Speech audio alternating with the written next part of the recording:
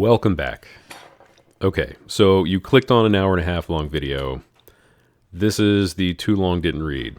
This is an entire history of the knives I have made and never really finished.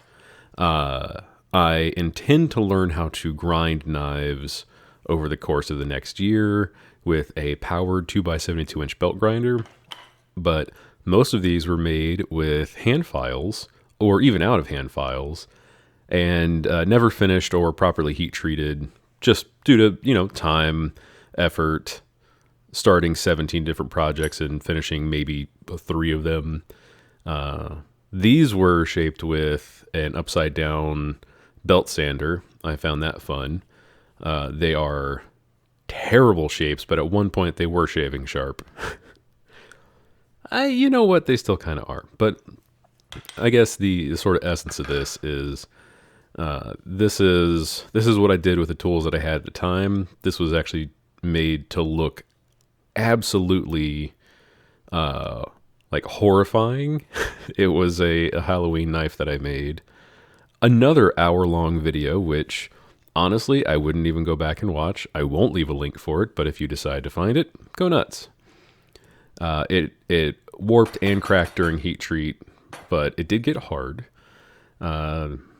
I've practiced all sorts of things, and sort of the essence of what I learned here in like this history of knives is probably like 3 or 4 years, is that everything can go right, but you're still able, like that knife right there, it looks like it's been heat treated.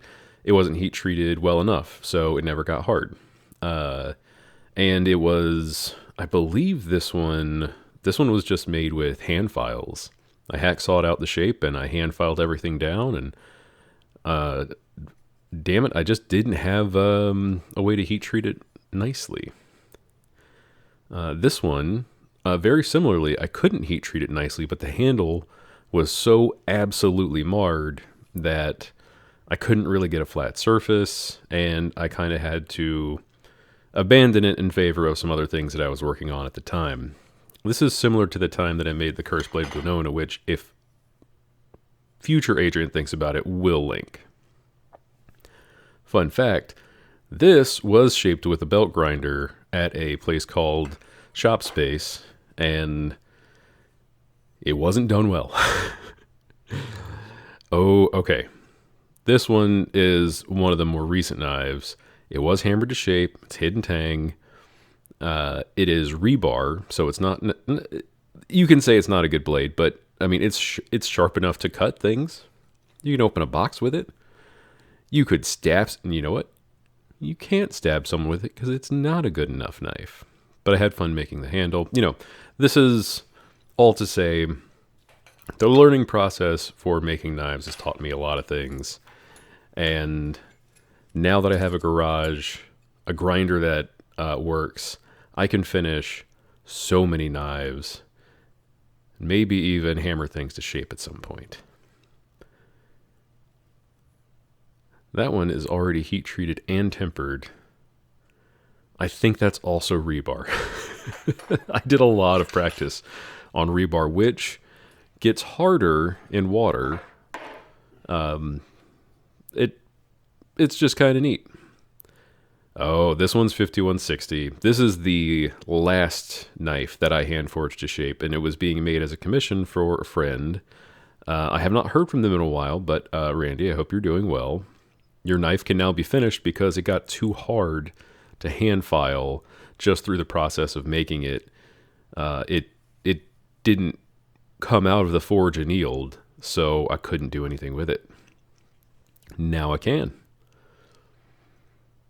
Hoop dreams being what they are, I have crazy plans for the handle of this knife. Who knows if it will work.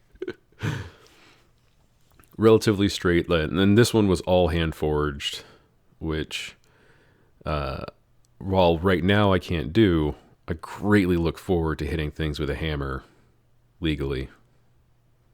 Don't illegally hit anything with a hammer. There is another 30 minutes of this if you are down to see me hacksaw out some shapes and use a grinder essentially for the second time ever to make anything. Oh no, third time. This will be the third time I've used it. This is the first finish knife from my house. It's very simple. Hacksawed off real stupid. Ground on the belt grinder. Hand sanded straight because, I mean, let's face it, there's not a whole lot there. And it is sharp. It's just a sharp little knife. There's nothing to write home about it.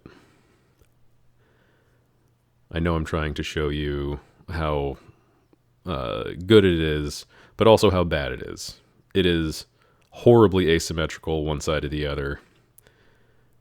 Mostly because I don't know what I'm doing, but the purpose of this video and today is to show you that through repetition, you can learn things.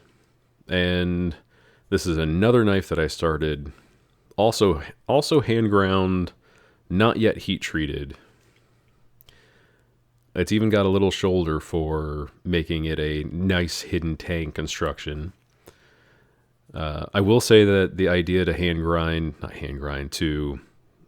power grind a bunch of knives in a row came from Ali Knives, A-L-E-E Knives, I believe.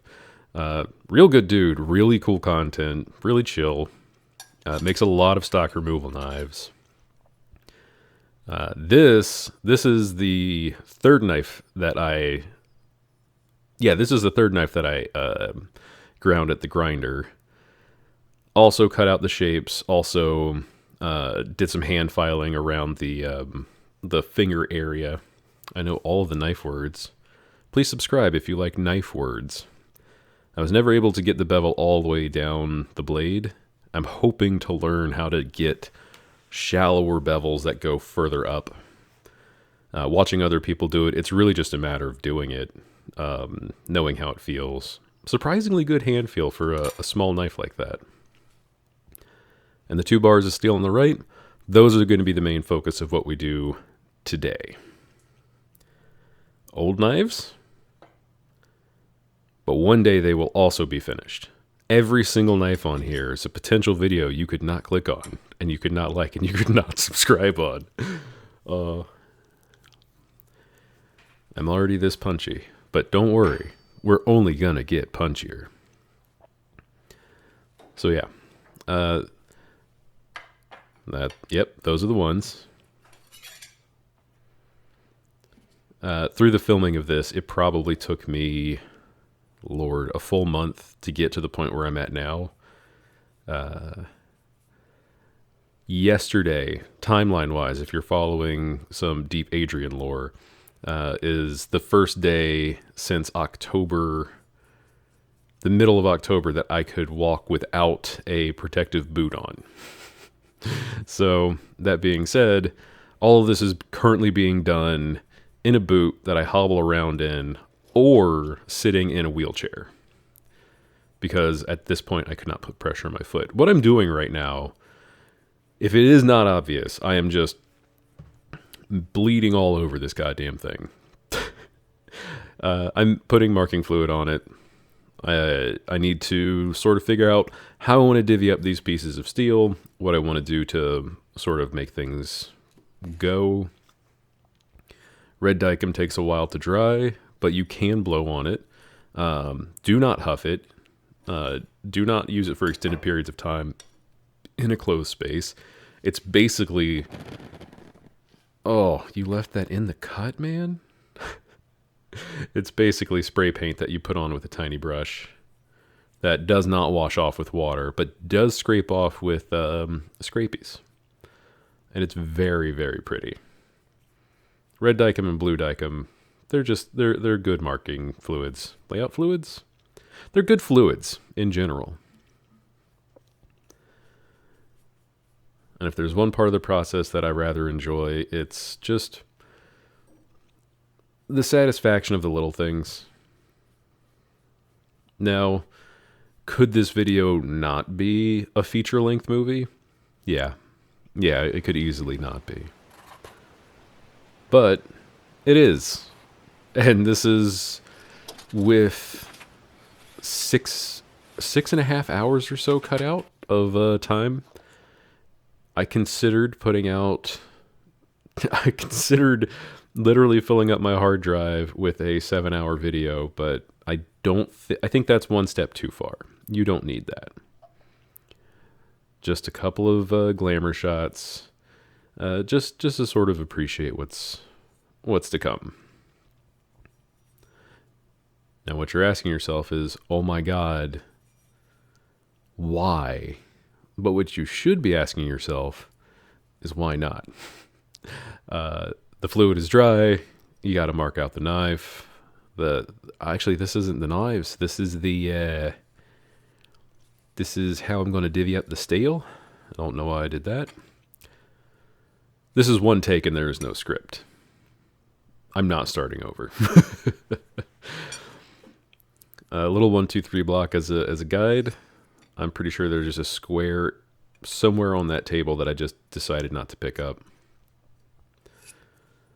Well, it did hurt to stand on my feet at this point. I was completely off drugs after 5 days from surgery, so this is stone cold sober. But that first piece of steel is going to be broken down into 6 different pieces. This one is going to be cut in half. So 2 medium knives and 8 tiny knives. And more hacksawing than you signed up for when you clicked on this, which is a lie. You signed up for every ounce of hacksawing that's about to happen. So, in real time, actually no, I think I was kind. I don't know how much real-time footage I left in here. Oh no, I decided to do a little bit of cutting. It's a bit arduous to hand cut out all this stuff on one foot, balancing, but one thing that I really am a huge fan of is saving as much material as possible and as big a chunk as possible, because you never know what a tiny piece of steel could do for you later. It could easily become a knife, it could become a little marking pen, it could become a tiny chisel, it could become an even tinier knife. Like a really tiny knife. So that is kind of my jam. One cut down, several to go. But also, there's no angle grinder in this house. And now we're going for the big one. We're going to go for 1, 2, 3, 4, 5 cuts. 5 cuts to make 6 pieces. And 2 of them, or 3 of those cuts are going to be, what's the word? Not cross grain, but long grain. They're going to be very long cuts. So let's move this on a little bit. This is how I hurt my shoulder. Almost 100% chance over the course of the 2 weeks it took me to cut this stuff out, my shoulder got so hurt. 2 months of bed rest does not make you stronger. It does help you heal. Anyway.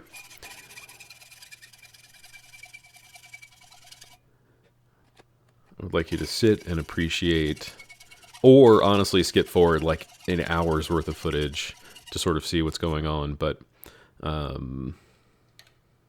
do some things to make it not quite so monotonous. There's the boot, and in a wheelchair, a scooty chair that just refuses to turn. Without it, I wouldn't be able to do anything, so here we are. Eventually, I vacuumed up all of these metal shavings from my jewelry bench. As it turns out, don't want a shit ton of steel just sitting there.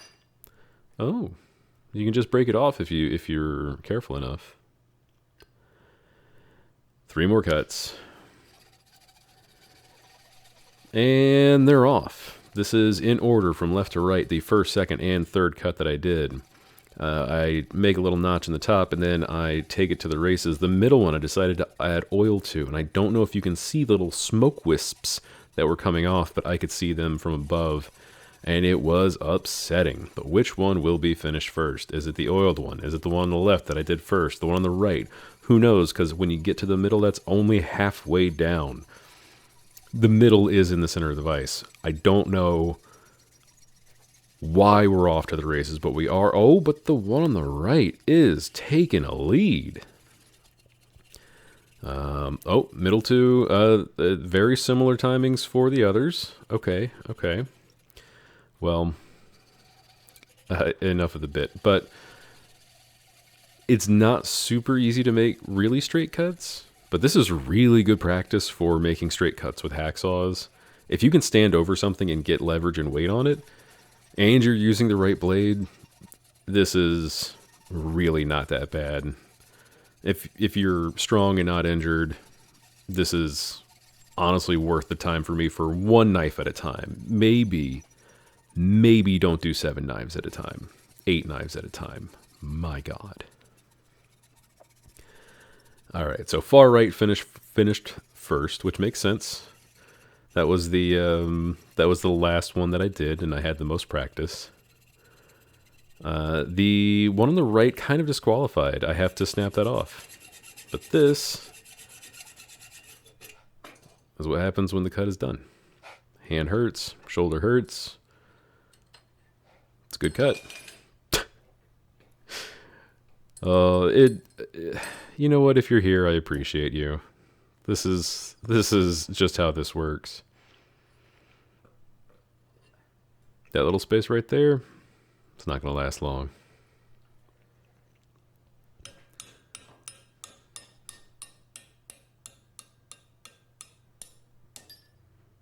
That verges on the most gentle hammering I have ever had on this channel. So, we have all of our pieces cut out. They are our palette with which to paint our paintings.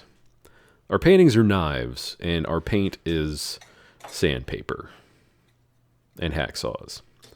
So now it's time to consider the shapes that I want for them. I don't know why you clicked on this video. So similar to one of the first practice knives, I rather liked this concept and this shape and this design. I don't have a printer, so I'm not going to print anything out. I don't have a working printer. And I'm still, you know what? I think I could or should use a label printer that I have to make just label size knives. But what I want to do is sort of maximize the steel and make different styles. Lee Knives suggested to make 7 of the same knife, or a bunch of the same knife, so that you can practice the exact same motions. I am, however, a bit erratic, and that just was never going to happen. At least not right now. I want to see what's fun to make. I want to challenge myself, and I really, really, really want to do a couple of dagger grinds because they look super, super hard, but they also make really pretty they make really pretty blades. Even though there's not a generic use for a dagger. A dagger is meant to stab something or cut something on 2 sides. Like, it's just supposed to make a gnarly wound. You're not using a dagger to cut an apple unless you're like a villain in a movie. So I've got most of these are sort of hidden Tang knives. And some of them even more traditional shape. I make at least 2 that are very, very samey on purpose. And some of them have the same shape but different grinds, as you'll see later. Now I just want you to prepare yourself. There will be more hacksawing, but once the last hacksaw has hacksawed, never again. The video will not have any more hacksawing once you get past the hacksawing section. And if I can, for the life of me, figure out how to make sections in YouTube, I will section off so that you can say, this is for hacksawing, this is for, oh my God, an hour of grinding. And you can really just play with how you want to spend your time. This was supposed to be a buster sword. Spoiler alert, that doesn't happen. But I took a second look at this. I didn't particularly care for the shape or its use of steel or the amount that I would have to cut off on the far right side. So I just redo it. Also, red Dicam, when it gets on your hand, it looks like you hurt yourself, no matter what. I didn't hurt myself this entire time outside of a shoulder injury. So all of my blood stays inside of me for these knives, and I'm very, very proud of that. I'm positive I've said it before, but if I haven't, keep your blood inside of you. That's where it's doing its best work. Yeah, that's Hoop Dreams right there. That back profile of that knife, that doesn't happen. Even with the power grinder, I just like, no. All right. So, now you've made it through the intermission. It's time for more hacksawing. Now, one thing that I did a lot of was this. File in a notch with a corner of a file. Give the place for the blade to sit, and then go absolutely ham on it. Well, eventually. It still takes me a little bit. I believe this cut is in real time, just to give you an idea of sort of like what it looks like to deal with this shit. It might even be 2 times speed, but this is a lot of elbow grease. To grind this off on a grinder would take seconds. So this is more a vanity thing and what I wanted to do, not necessarily what's a better use of my time. That piece of steel was very hot. This generates an enormous amount of heat. But now that you know how it is in real time, let's just get it done. But that little triangle of steel, that has the potential to be something else. And I look forward to seeing what that is. Even if Hoop Dreams coach, I would like to make a canister Damascus that's full of little triangles of steel and little bits and bobs from old projects. That just sounds like a good time. Clean those up, and then throw them in and let it be this sort of stained glass window style looking project. That potential is there. Speaking of potential, this was what I would like to call a bad idea. That little cutoff disc was not prepared for what I was doing to it. I wasn't prepared for making this many gouges in my sweet workbench. And to be perfectly honest, it didn't feel unsafe, it felt unnecessary. And that entire disc, for just this little bit, gets completely used up. That is unacceptable to me. But I tried. I tried to automate it because, shoulder hurt. If I had an angle grinder, I probably would have angle ground as much of this off as I could. But if a jeweler saw was faster, or if a jeweler saw could preserve even more, I probably would have done that. But steel is a bit of a bear and does not want to cooperate with that malarkey. Hacksaws don't care. The right hacksaw blade will do its job. The camera might even focus. Now,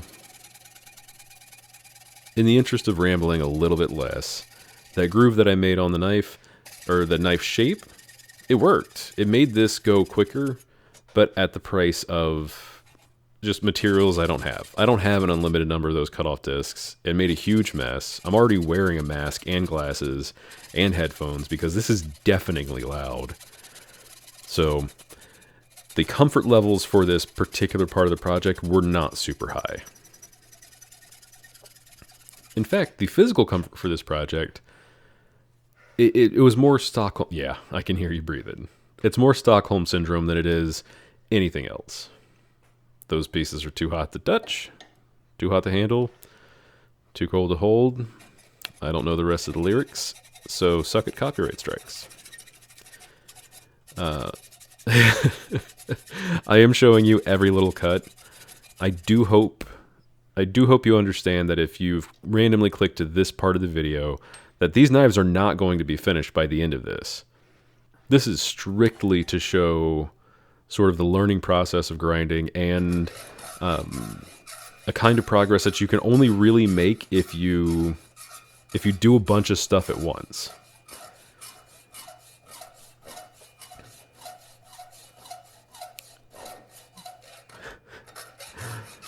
Welcome to real time.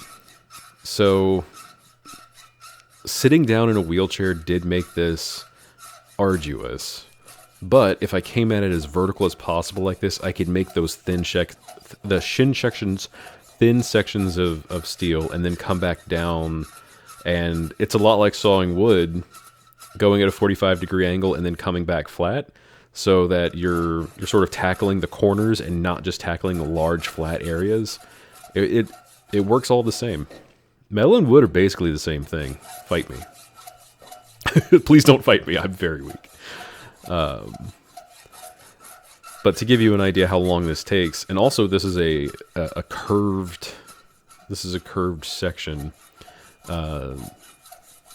These cuts, it probably took about 20 minutes to cut out each knife, and only roughly.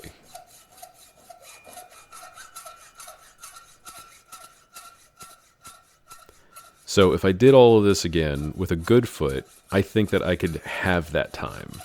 If I did it with a good shoulder, I could maybe cut this time in a third. But fortunately for you, you're watching me do it in the slowest possible amount of time that it could be done by me.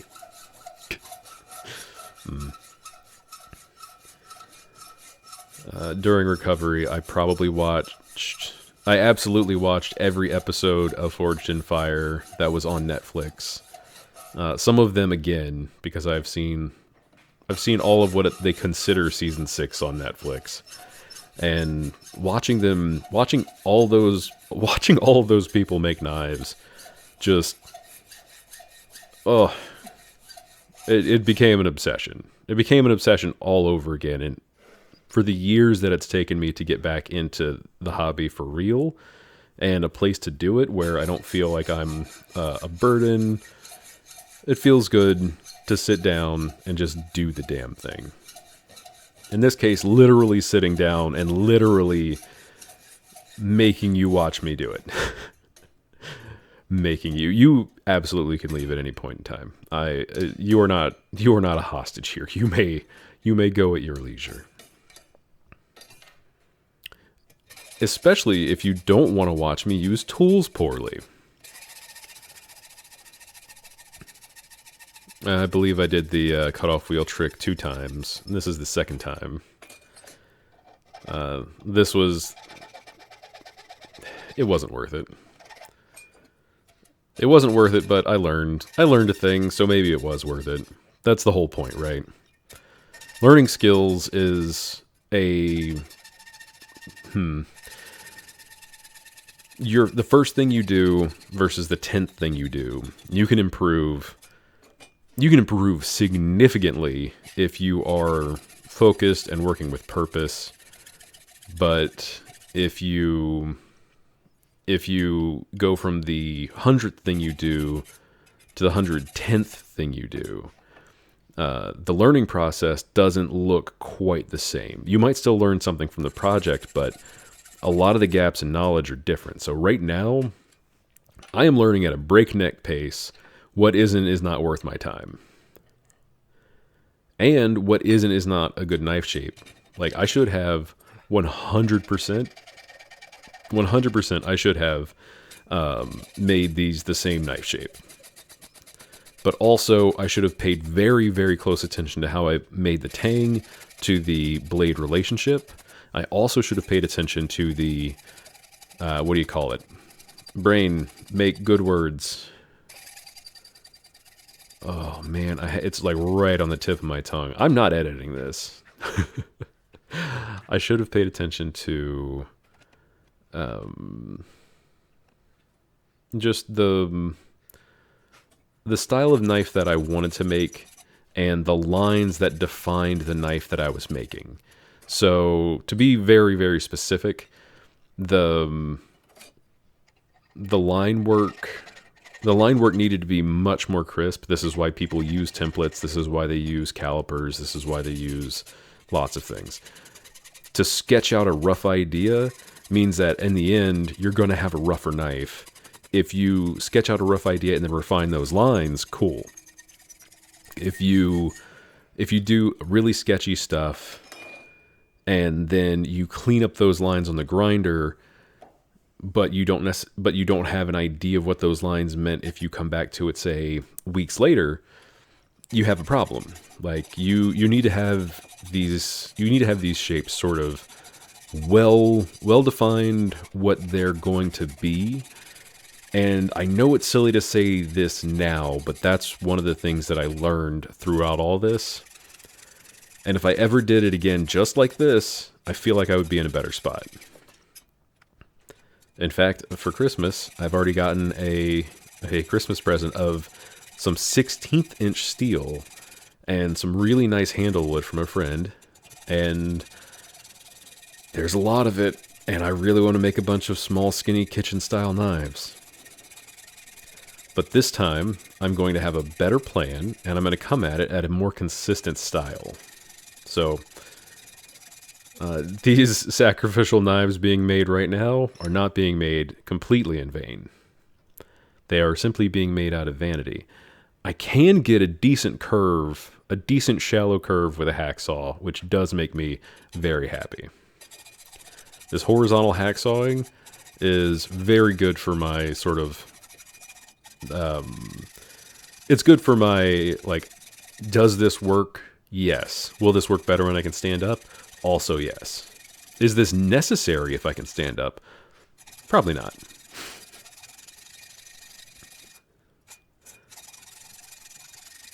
One of these shapes, I believe it's this one, is a dagger shape that is going to be solely meant to be thrown. Just a tiny little throwing knife, because why not? Who's going to stop me? You? I don't think you are. Don't be antagonistic, Adrian. Just calm down. So, this horizontal sawing method, it worked out pretty okay, and it allowed me to have the top of the vice jaw as a sort of a guide. Trying not to put too much pressure on anything. I really don't want to scratch up my vice jaws that much, but they're really not precious. The vice is a tool. And all of my tools get used the exact same, incorrectly.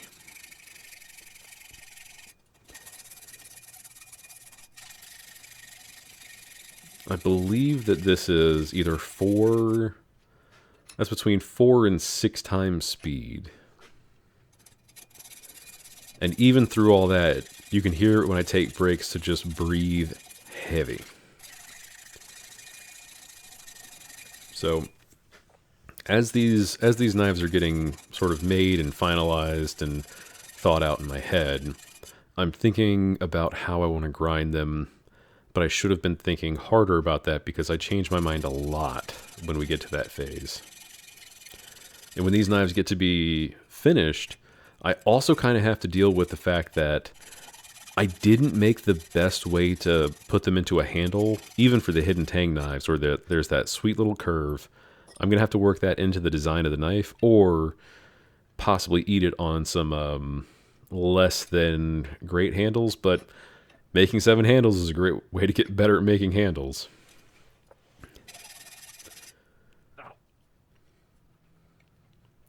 There's a glass bottle of water back there, and I believe a glass bottle of, like glass jam jar or so, I think full of citric acid. I managed not to destroy anything on my bench. No broken glass in this project. So if any of those have been causing you anxiety, I would invite you to relax, not worry too much about it. Only good things are going to happen from here. And I mean that. It honestly feels like this is... Only good things are allowed from this point on, including this extended break inside of the footage that I must be taking to absolutely recover from the stupid shit that I'm doing. There we go. see, if this is knife 5 or 6, at this point I was able to stand on the boot a little bit. Either I could stand up or I could be doing this on one foot. Yeah, switching to vertical means I definitely got some standing time. If you don't see the hacksaw going near vertical, that's probably a good sign.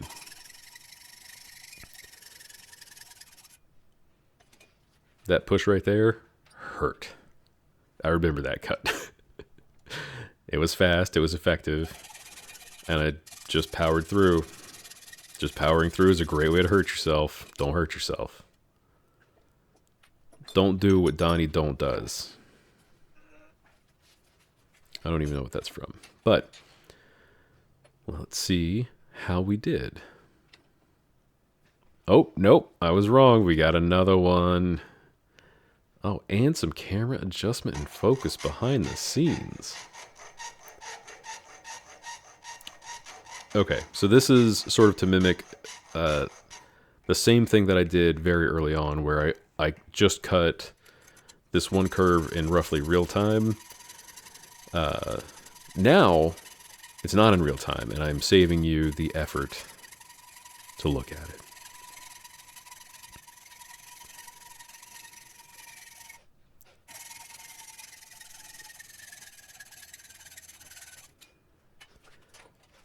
Every single cut that you make makes you better at making the next cut. It doesn't make the cut that you're on better. It makes the cut that you will be doing better. And that's all that matters. Also, making something and finishing it helps. Which we're not doing.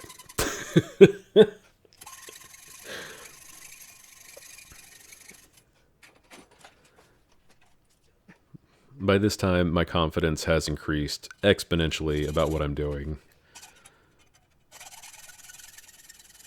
And I have saved a decent amount of steel. We haven't even gotten to the big knives yet. The big knives create rather large pieces of steel that end up being, that are very easily more small knives. Like, with hands down, worth every minute spent on it. In my recovery time, I watched so many YouTubers making knives, and they're all awesome. If you're a knife maker on YouTube and you sit here and you make a knife start to finish, you film the whole process, whatever you put on there, good on you. I would like to join your ranks in some extent again, because I haven't made a knife in so long, but I would also like to make so many more things. Different hand tools, boxes, woodworking. This channel is going to be full of literally whatever craft I want it to be. But if we start with knives, the knives can help make other things. And tools that make tools, those are some good tools. I enjoy that. I think I just heard myself cackle in fast motion. Anyway. I believe this is the little throwing dagger.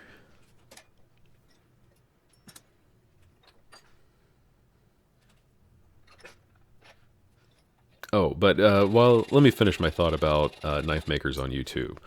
No,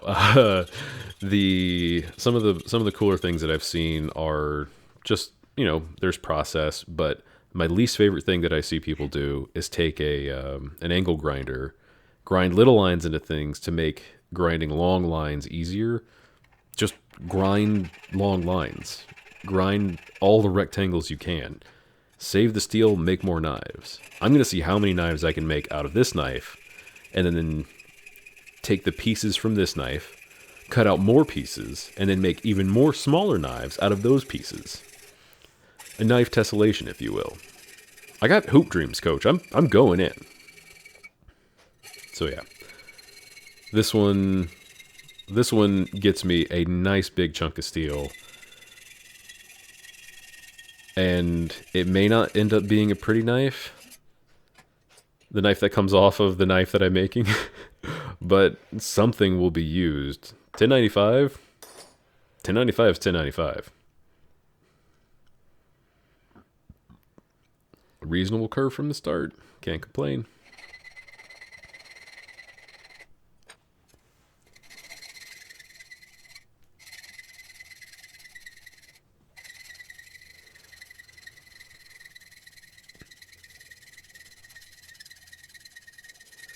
So this did present a unique problem.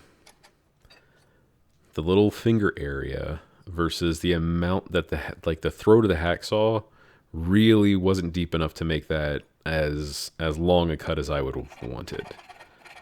But I give it my best shot.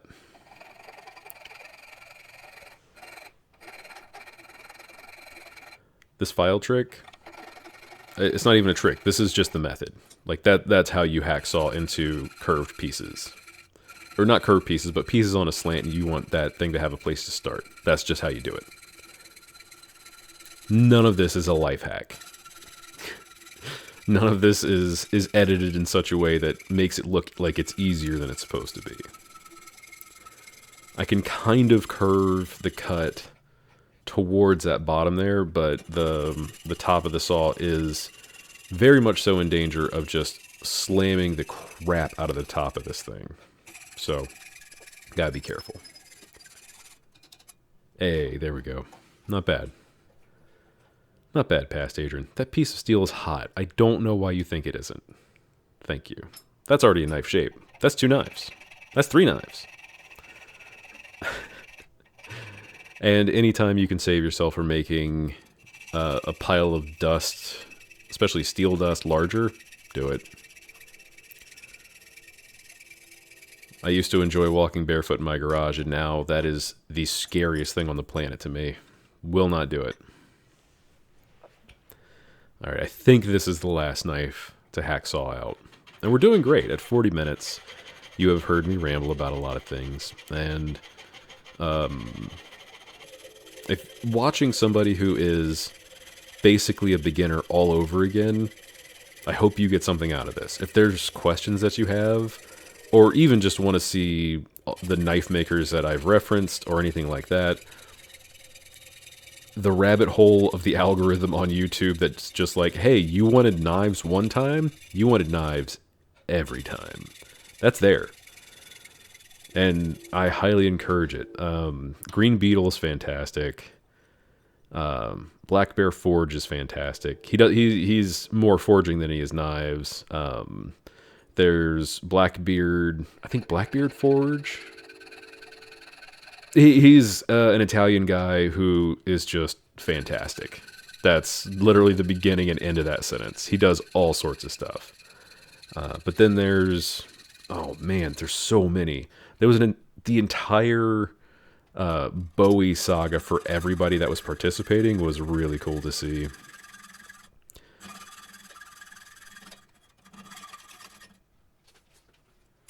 I mean, either way, if I can get to the point where I can participate comfortably and have a full-time job on top of this, cool. I pretty much don't have a choice. I have a full-time job and I do this stuff on the side. Because this is all a hobby for me. If people are interested in seeing more, I'm just going to keep making more. That's the rule of thumb in this place. I don't have a schedule.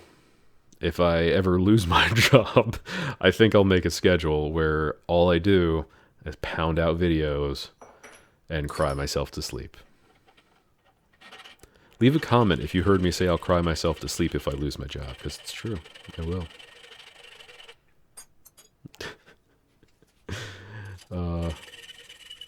By trade, I am an animator, and I have an entire other channel dedicated to animation. I have another channel dedicated to me sharing clips of Guilty Gear Strive with my brother.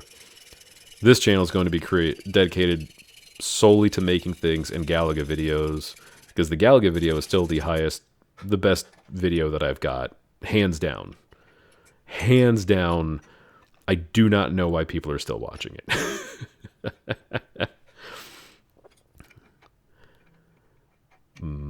But I digress.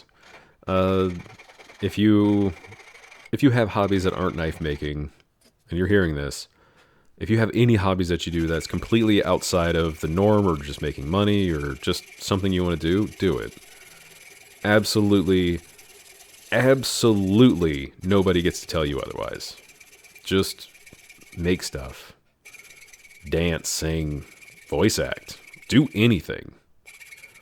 If you don't do it, you'll never have fun not doing it, you know? Maybe you do it and you find out you absolutely detest hand sanding, Adrian. But like, the whole point of this is the first thing that you make is not going to be the last thing that you make. And the 10th thing that you make, you may find out that you absolutely detest this process. Spoiler alert, I don't. But if you don't try something, you never know if you like it.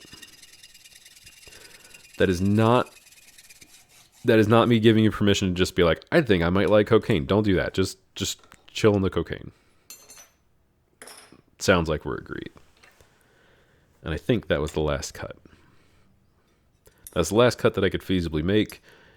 Here are 8 little knife blanks. You can see the texture on the side that the saw leaves. Oh, it's gorgeous. So many and so much metal shavings from that saw. I don't think that my camera is quite in focus, Adrian. But we have a variety of things. Dagger grind, sort of a curved grind that I probably sharpen on only the flats. We've got a range of things to do and plenty of time to do it in, and absolutely zero respect for what you just did. And this is all of the metal pieces that I could find and stupidly put back together like a puzzle, just because it entertains me. But to give you an idea of how much dust is not going into the air, not going onto my floor, not going onto my jewelry bench, which I still have to clean super well even though I vacuumed, all of this is material. And all of this is potentially a canvas for some other piece of art. So, to me, big win. I also have more steel pieces than I have little pieces cut here, so I've clearly done this before, and just in a fever dream did not remember where they went to or where they came from. But yeah. I'm really curious to see what I can do with the sort of thinner, shorter pieces. They might end up being little tiny knives for like a G.I. Joe. Who knows? A tiny, hardened, functional G.I. Joe knife. How silly would that be? Can't wait. But there they are. And this is the first time I have recorded any grinding. Here is, in real time, a 36 grit belt on maybe 30% speed in my shop that I've been threatening to do for 3 straight years. And I finally have it. And I gotta say, I absolutely hate... No, I love it. It's wonderful. It's not relaxing. At least right now, it's not relaxing. Every time I put it into the thing, I'm like, is it going to get too hot? Am I going to hurt myself? Is it going to grab the piece, try to suck it down and destroy it? There's so many things that I'm learning that I picked the right knife to start with. This is all in real time for this first bit. Grinding this little Buster Sword looking thing. Okay, real time's over. We're now in double time. But grinding this little Buster Sword was sort of the right move to start with. I learned some things later that I wrap back around to and sort of... I figure out that I need to use a push stick, things like that. But bear with me. If this is your first time grinding anything, you have a grinder and you've seen all these grinding tips, profiling really is dead simple. It's exactly what it looks like. It's exactly what it sounds like. You have your platen, 90 degrees to your workbench there, and you grind. That's it. It's as simple as that. You get close to your lines, but you don't hit them, and honestly, you're in a good spot if you do that. The corners of a grinder always take off more material. There's a smaller surface area for them to focus into, They tend to grind in curves like that. If there's any overhang on there, like you're not gonna grind a particularly straight line right off the bat like this. It's just not gonna happen. But with experience and learning how to manipulate the thing, that already feels like it's a thing.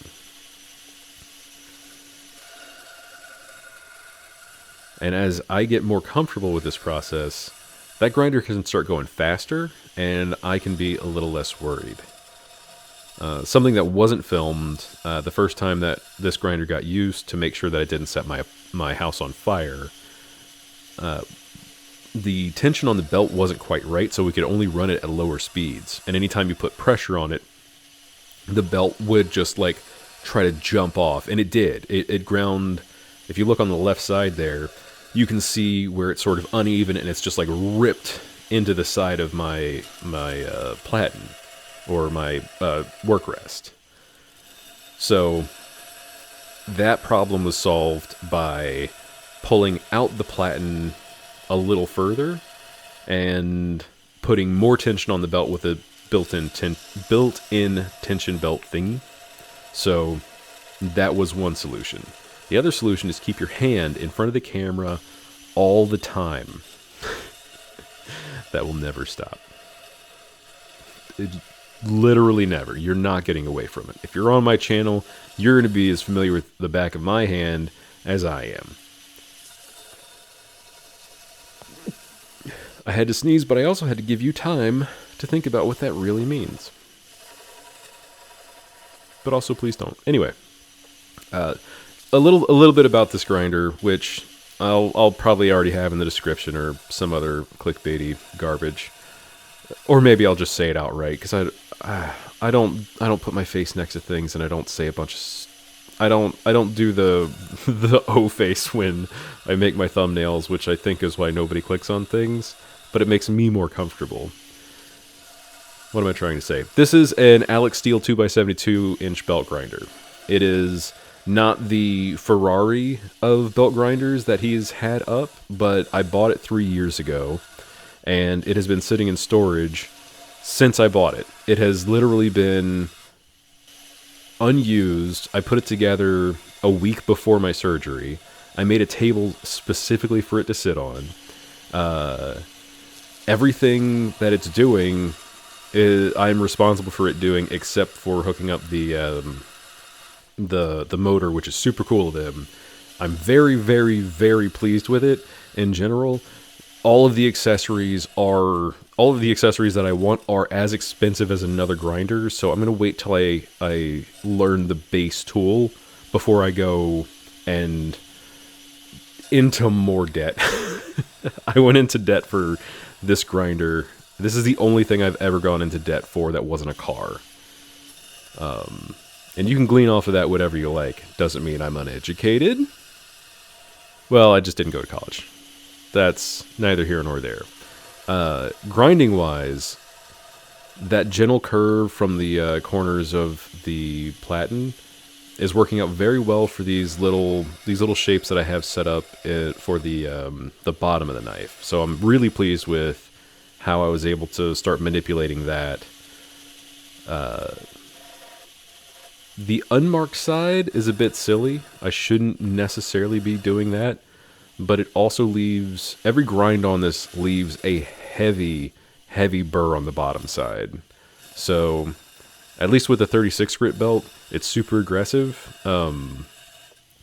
This isn't sponsored by Alec Steele. This is not sponsored by Combat Abrasives. These are Combat Abrasive belts. I don't give a shit what belt you use. These are fine. I have 1 point of experience, and they're this. So, that out of the way, high grit belts like this, super low grit belts like this, they're going to put a significant burr on the bottom of whatever you're doing. And you also have to be very careful that it doesn't grab and pull right through your platen. Like, keep your stuff tight, keep your hands tight. This metal is getting hot really quick, so I keep dipping it and putting it back on the grinder. This stuff gets hot quick, especially at this size. Like, small knives I already knew were just as big a challenge as big knives, but with an even smaller margin of error. So I gave myself 6 little challenges and 2 dummy thick knives in comparison.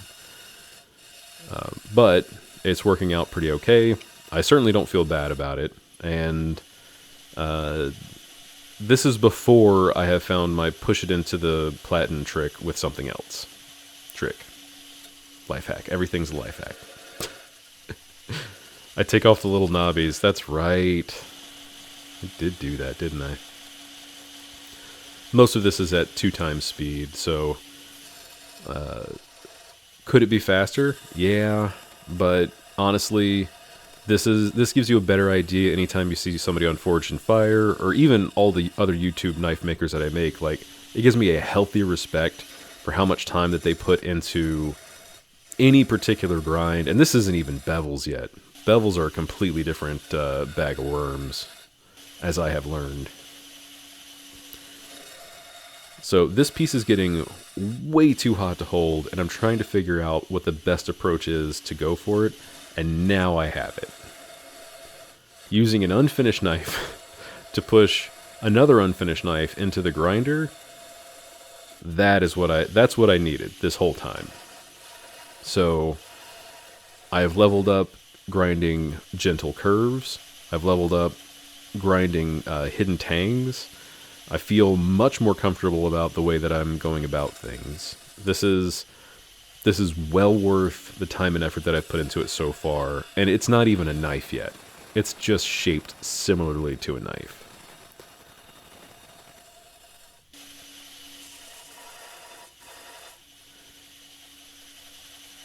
So, not even playing with it, going straight for the stick, and even in real time, this was quick. This was all of 20-30 seconds. You can see the Dicam burning off and changing color. Like, that steel's hot. Way too hot for me to touch. Wherever you... Oh, I didn't actually notice that it got to gray. But you can see that it got the steel from probably up to close to 600 to 800 degrees Fahrenheit, I believe. Blows my mind. This whole thing is stupid cool to me. And full disclosure, I decided not to make a video of finishing 7 knives in one video because there was so much work to do that there was no feasible way that I could do that and not just burn out. So you might see some of this footage again later when I'm finishing these knives up. I'll go back and I'll revisit some of this with a sort of new brain space, new ideas, new thoughts. I might not even finish some of these knives proper, but the ones that I feel like are worth my time, I will do. They will all shave so much hair off of my arm, it won't even be funny. I've already shaved off a significant amount off my left arm. That will be sometime next year that you may see that.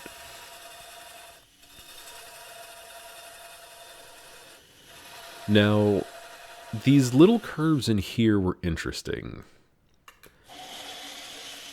I kind of had this in mind from the get-go, but using the natural curve of the wheels, the contact wheels, it seemed like the most logical way to go about this. Maybe one of these days I'll get a large diameter contact wheel and do some crazy hollow grinds. As it is right now, this is about as much use as these contact wheels are going to get. I don't think I'm going to hollow grind that high up. It doesn't feel safe to try something like that. So, profiling, we're closing in on having profiled everything. I'm feeling good so far. This little knife right here, I feel like its destiny is something along the lines of like a hunter or a skinner. I don't hunt, I don't skin, I don't even eat meat. I don't care if you eat meat, you do whatever the hell you want. But this is not the kind of knife you keep in your pocket, and if you're out in downtown, you're like, you know what? I really need to eat this apple. You don't pull this thing out and start slicing pieces off of an apple. Again, that's villain behavior. Don't do that. But it does feel like it has a functional purpose that isn't like necessarily hurting people. It's got some utility to it.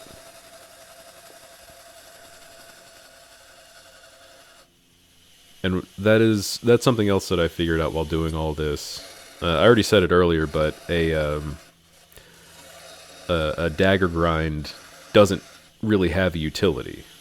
It's meant for making diamond-shaped holes in things and in people. I can't really, like, you can't support your thumb on the back of them. You'll just open up your thumb. You can take slices off of an apple and eat it with your mouth as far back as possible, but that's it. That's what a dagger grind is for. It is a significant self-defense shape. I'll say that. But these long sweeping knives, they have uses in the woods, in the kitchen, in whittling. They're not kill first knives, which I like. With all of these knife makers making all of these knives, all of these different ways, a knife with a purpose, even if it in the long run is to, help you skin an animal, that's a purpose. That's fine. Perfectly fine. You're not going to give one of these to David and be like, hey, you got to kill someone. He's going to say, this isn't the knife for that. We don't make Davids here. Sorry to any Davids out there. I'm not picking on you. It's a joke from my friend's Discord. Anyhow, you see that I'm doing my level best to get a sort of a gentle curve on the back of this knife. There wasn't much to talk about with the other grinding, but this one, I'm trying to get out a lot of material that the hacksaw was never going to be able to get, and this was a lot more Tetris-like than I had expected. I'm also paranoid of, again, things being sucked into the grinder and being thrown at me at Mach 9. So I take this as fast as I can, but as slow as is necessary to feel safe. I don't know if you can see it whenever I bend down, but I have on goggles. I have on 2 masks. One of them is a respirator with a slightly old filter, and 2 sets of ear protection. Don't play around. Don't try to be a hero. All the red dust that's going onto the bottom of my bench, that's going in the air. You don't need to breathe it. You don't need to live it. Don't mess around with things that can make you blind or die. Being blind usually is a career ender for knife makers. Being blind for me is a career ender for being an animator. So it's not on the menu. But all that being said, we've got our knives roughly profiled. I'm happy with them. They make me happy. Everything about them is in a state where it could go forward and I'm not going to bat an eyelash. Very pleased. This one does need some hand file work in that finger area. I can assure you that gets done, but it will not be in this video. And again, it feels surprisingly good for being a stubby handle. This is going to be a hidden Tang knife. That handle is going to be an entire art piece. Oh God, excuse me. That handle is going to be an entire art piece. And I've only been talking for an hour straight. So far, so good. Now here's all of our little buddies. And the little buddies, for what it's worth, they taught me a lot in a very short period of time. They're about to teach me even more about making bevels on something that small and not hardened yet. Not hardened means that these things grind quicker. You don't have quite as much room for error as you might think, and if you get them too thin, you're not really having a good time.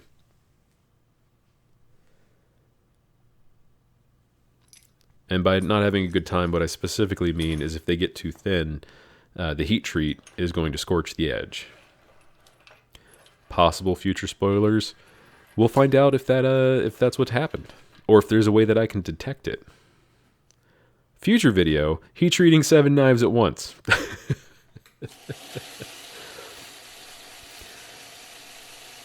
Honestly, there's 7 hours of footage here that I cut out. There's even more footage that I didn't even add to the file to look at because it was too much already. What do you got to do, Adrian? You gonna take off that plaid? I feel like you're gonna take off that plaid. Oh, we're doing something smart. Yeah, so I had completely forgotten that I need to make these look even more intimidating, bleed all over them, and mark where I sort of want the bevels to roughly be on these knives. Just get it done, get it out of the way, and I choose you. Thank you. Do I hit this bevel? I'm giving you some time to answer that question in your own head, and the answer is no, not really. But I do mark the center, and I hit the center, so that's good. Making longer, shallower bevels will be one of the challenges that I tackle over the coming year, especially as I get to making more and more knives. I'll be absolutely delighted if I can get something that is a functional chef knife shape and chef knife geometry. Back to it.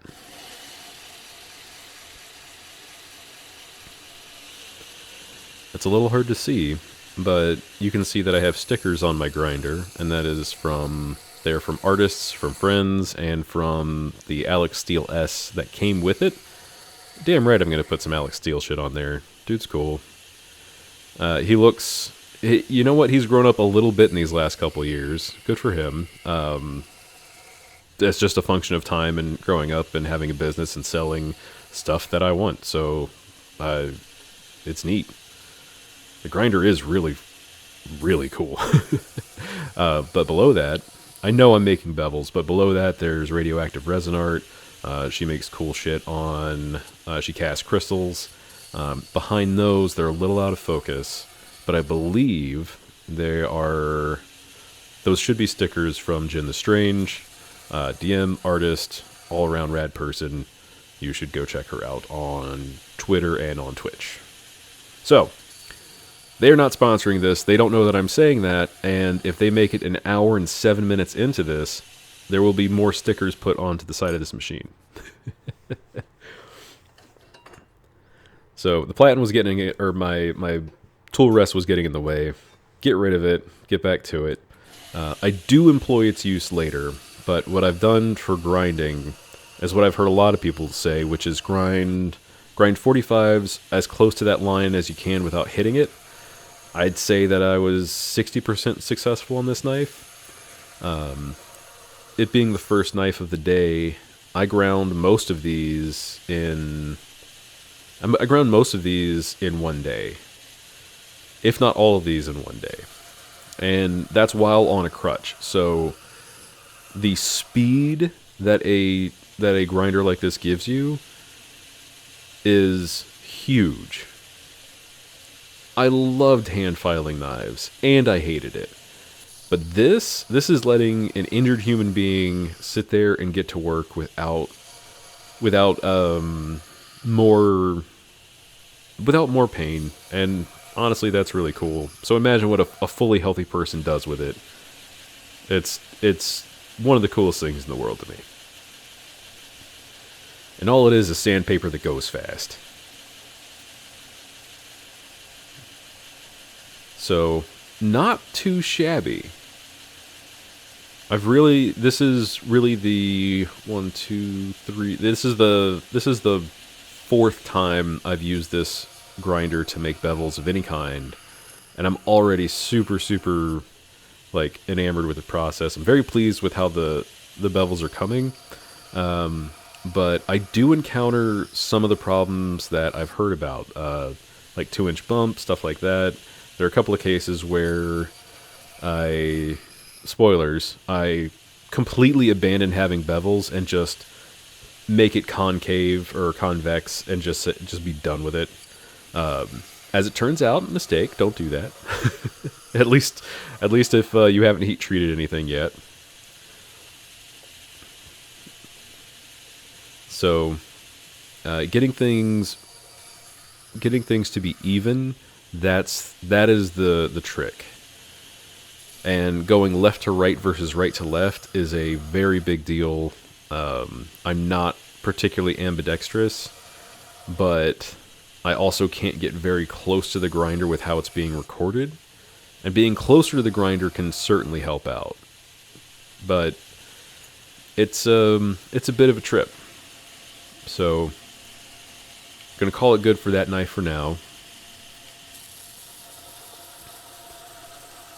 And this is sort of the close-up of how I approached getting a 45-degree angle on it first, approaching that center line. Didn't do a bad job. Don't hate it. Not mad at it. My bucket of water is on the ground because I am a fool. But you can see that I have my little crutch there. And I only need one crutch at this point, so there's not a crutch on the right side.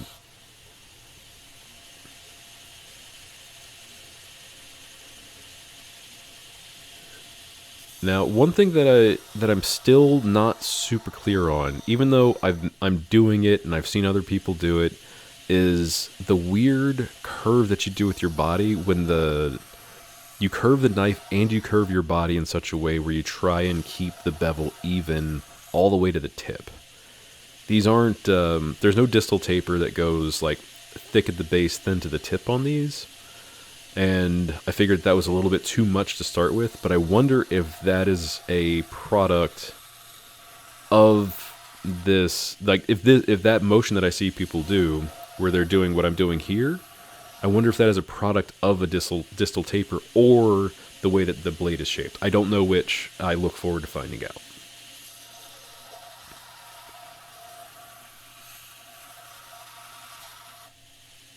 Yeah, so from here on out, it's pretty much business as usual.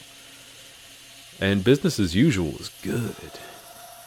This is one of the knives where I completely give up on having an even bevel.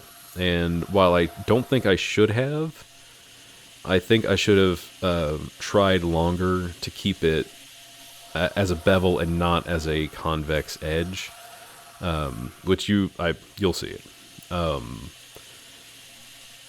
It did teach me plenty about the way that this sort of goes. So, not mad at it. None of these knives are precious to me. All of these knives were made with the idea that if one of them exploded, it's absolutely nothing more than time off my back. No sweat, no blood, no tears. An injury-free project, knock on wood. I'll let you knock on wood. I'm not going to do it. I'm recording.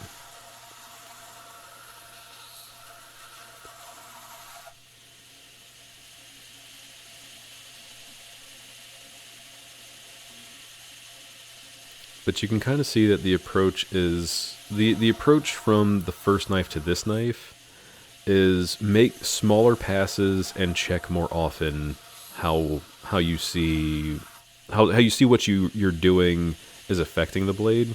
So make a pass, look at the plunge line. Make a pass, look at the bevel. I guess this doesn't have a plunge line. Just be cognizant of what your actions are doing. In fact, do that in all things. And you can see here, this is where I convex the bevel and completely give up.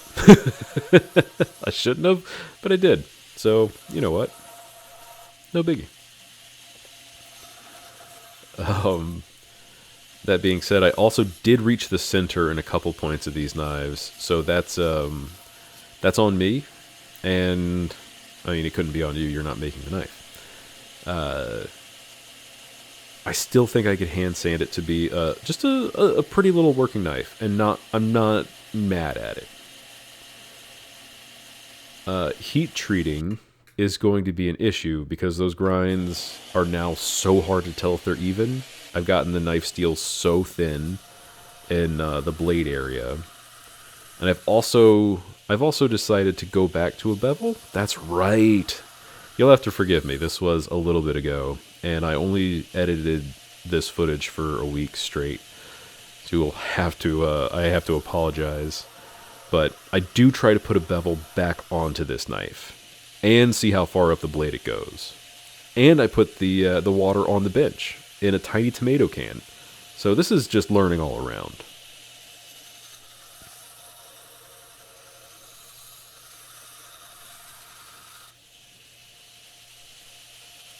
And believe it or not, the top of this bench is the cleanest bench top in my entire garage again. So good on you, Adrian. You did great.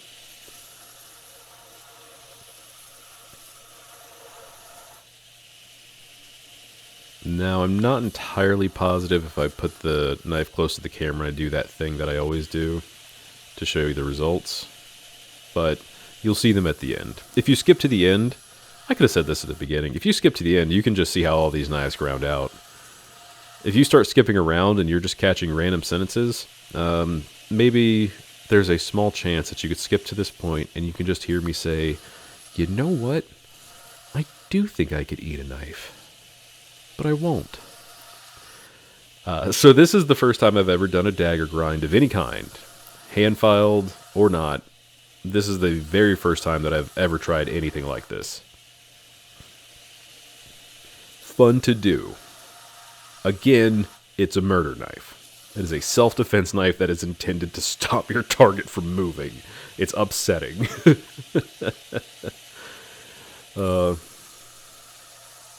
Or it's a throwing knife, and that is much more fun.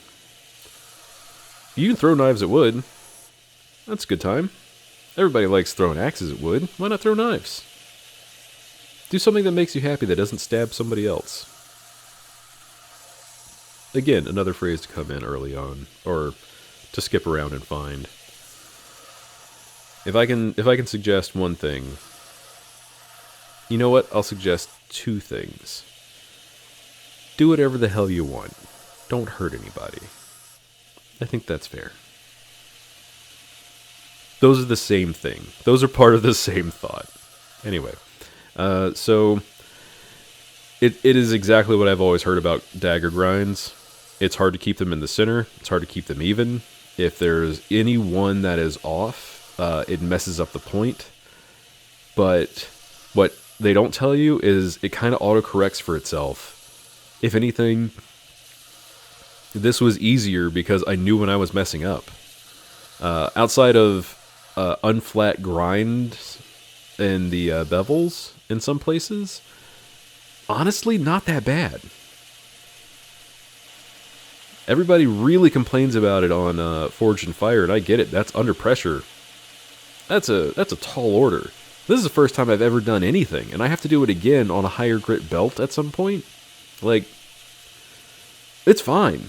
If I needed to make those shallower, I'm screwed. I'm absolutely screwed. But for throwing knife geometry, I'm good with it. I'm not mad at it. And I'm not mad at anybody who's doing the more difficult version on a bigger knife for money, and it's much more stressful. I'm not digging on you either. Like, you're fine. But I would do this again on a bigger knife. A bigger throwing knife. I don't think I would want to make a boot knife necessarily like this, but I don't know. If you can convince me of another use for a dagger grind specifically, let me know. I am very curious and open to any extra ideas.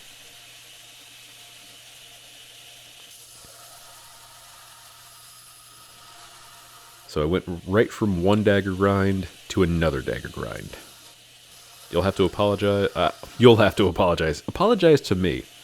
I've been talking for an hour and 19 minutes and 10 seconds so far, and my sinuses have gotten significantly congested. I don't talk anymore, so this happens. So if I sound nasally or start to mispronounce things, I apologize, but only just.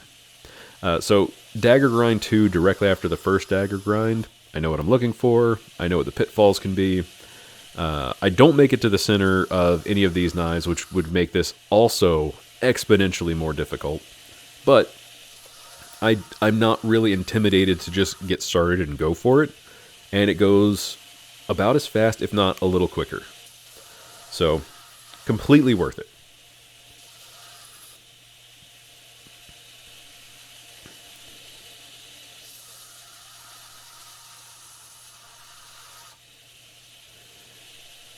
And now, not having something else to push against on, not having something else to push against the platen with the knife. Like I don't have a gloved hand. I can feel how hot the knife is getting as I'm doing it. Keeping the knife plunged in water constantly is like it's the name of the game. But I'm trying to figure out how I do this in such a way where I can grind a hardened knife and not scorch it, and not burn my thumb off. So far, the secrets are light pressure, short times on the belt. And this is a somewhat dull 36 grit belt, so it's kind of hard mode. But very specifically, like you can see the water evaporating as I'm doing it, and it evaporates quick. That tells you both how hot the knife is getting, it shows you how fast everything's going, even at 2 times speed. If it takes half that long, you still have to pay attention. Like 5 seconds versus 6 seconds can be the difference in destroying a temper on a knife that honestly didn't need any more work. So that is a result. Being more careful is putting lighter pressure for shorter periods of time and checking your work. And that is how you get longer, flatter grinds without destroying your knife. That's my theory, at least. And when I want to do longer, flatter grinds, I'm going to do it on bigger knives so that I have a larger canvas with which to fuck up. If you've made it this far and I haven't dropped an F-bomb, congratulations, this is now a PG-13 movie. And I'm here for it. It's fine. The amount of swearing people don't do because of monetization or whatever, that's cool. If you disagree with swearing in general, I'm not here to tell you how to live. But I'm not going to not swear if it feels honest. So I'll just say that. And I don't particularly plan on censoring an 1.5 hour long video. If you've made it this far, I would like to thank you already. You're in the home stretch, 12 minutes to go. Some really, I'm going to say, for the number of people that don't do color commentary on the knives that they're making, I would like to think that maybe this isn't horrible rambling and you're getting something out of it. If there's something that you want to talk about in the comments, please do. I don't mind. If you don't want to say anything ever, don't.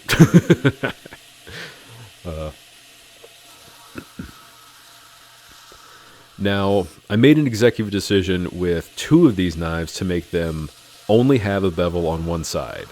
I absolutely adore chisel grinds. They're one of my favorites. They can get stupid sharp. They have a flat bottom. Nice. They have the potential for a very sharp, very purposeful edge. And what I'm doing right now is what I think I need to be doing, but there's a better way that I figure out in a bit. You'll see.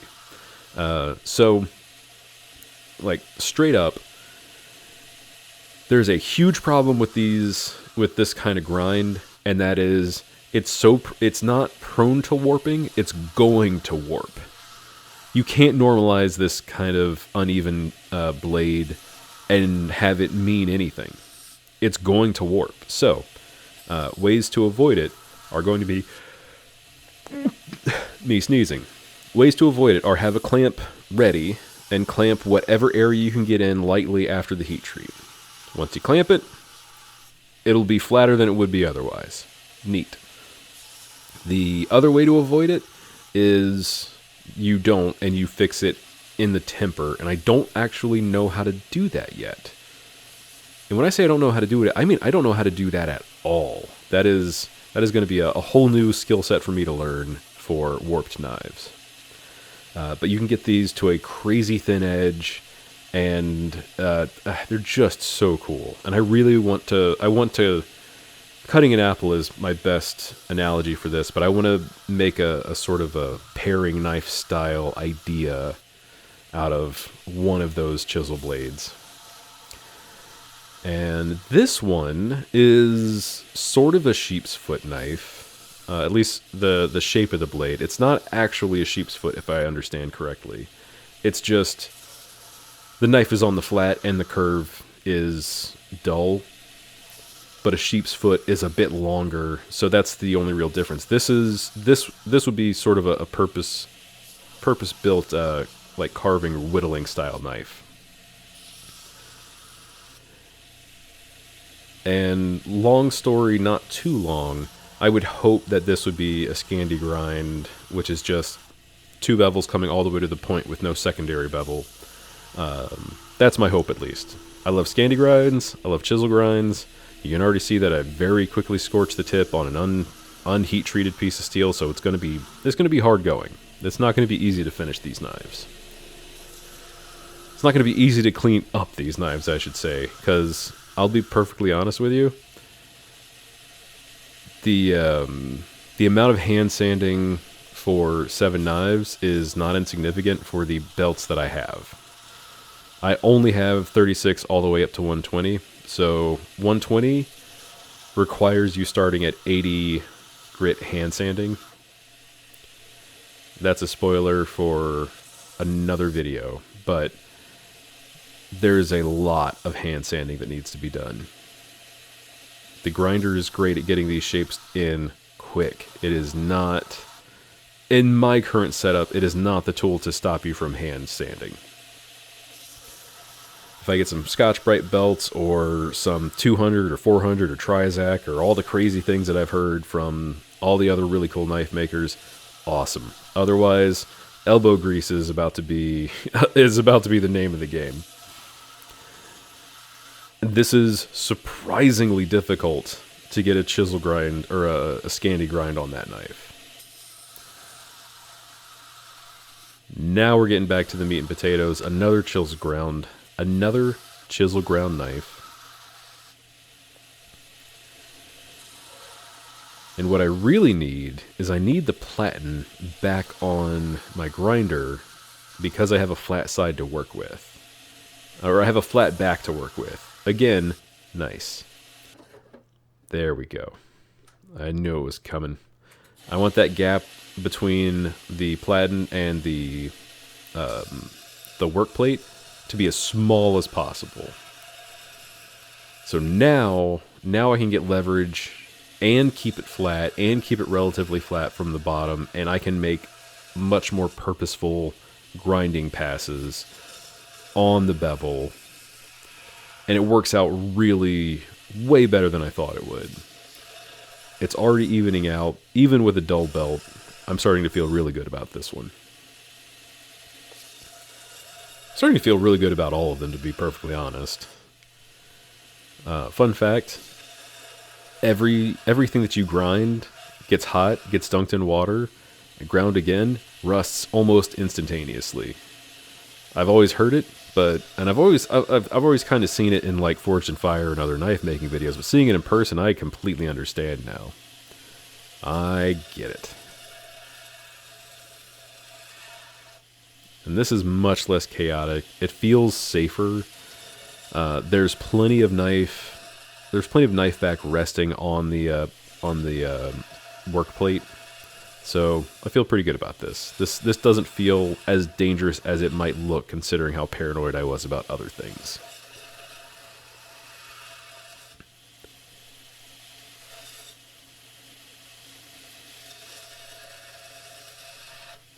That is not to say that I am not being careful.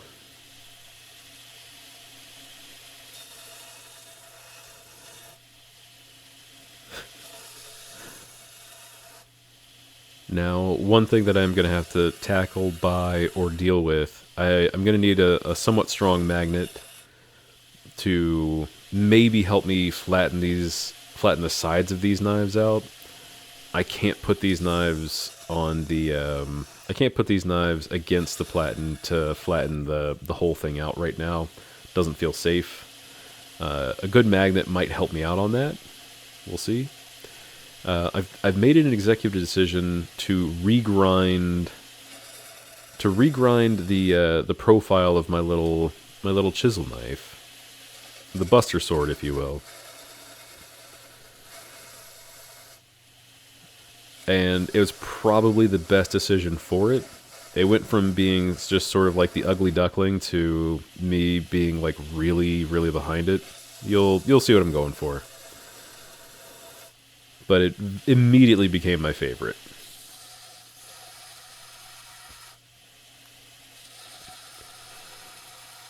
Because I literally make it a chisel. It's only got a bevel on the end, just like a chisel, because it is. It's a skew chisel that could be used as a marking knife, and honestly has a better life as a marking knife than it does anything else, given its the shallow bevel, the geometry, the amount of meat that it has on it.